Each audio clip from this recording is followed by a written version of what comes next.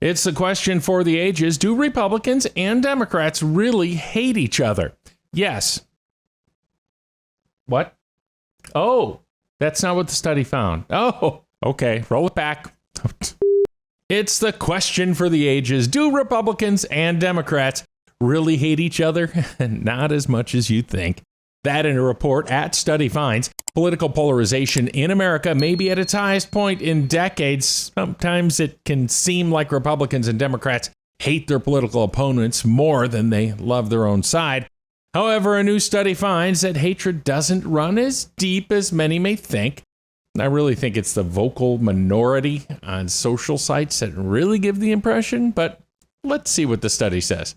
Researchers from the University of Pennsylvania say negative partisanship is largely exaggerated, with political agents and the media mainly responsible for stoking those flames. Do you think so?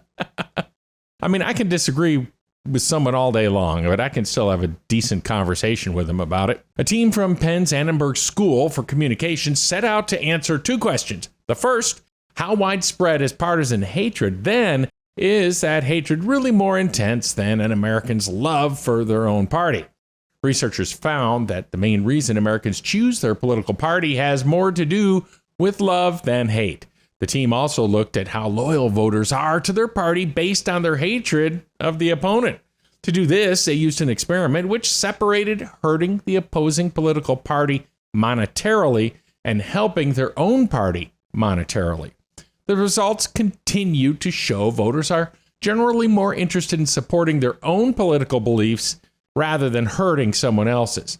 Professor Yitzhak Lelks said, quote, if there's this gap in how much you like your side and dislike the other side, and it's all motivated by emotions, you're less likely to hold presidents accountable for things and more likely to vote for your side no matter what they do, even when it's corrupt, unquote. I mean, political conversation is one thing, but corruption and crime, those people need to be held accountable.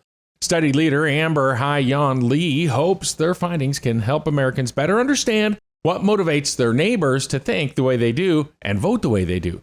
She said, quote, I'm hoping that we can clear up some of the misrepresentations people have about how much they are hated by their political opponents and by extension discourage people from feeding their own hostility in response to exaggerated perceptions of hostility coming from the other side. The team also accuses news outlets of having a bias towards continuously covering events involving extreme emotion, political unrest, and polarizing subjects because they garner more clicks online. Breaking a lot of news here. I was in that business. They're not off the mark. Lelks continued, we are widely off in how we think the other side feels about us. We're trying to tone that down.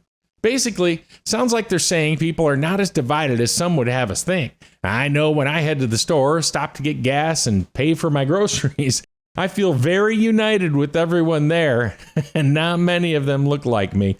We all shake our heads in the same way at the $60 price tag when we fill the tank right now. You wouldn't believe how good you would feel just 1 week without any social media or news in your life. I did that. It was good, but I do like to know what's going on.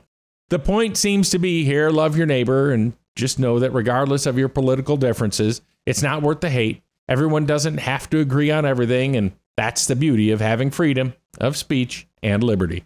You can check out more info on this survey and other studies by clicking in the link in the description below and head over to studyfinds.com.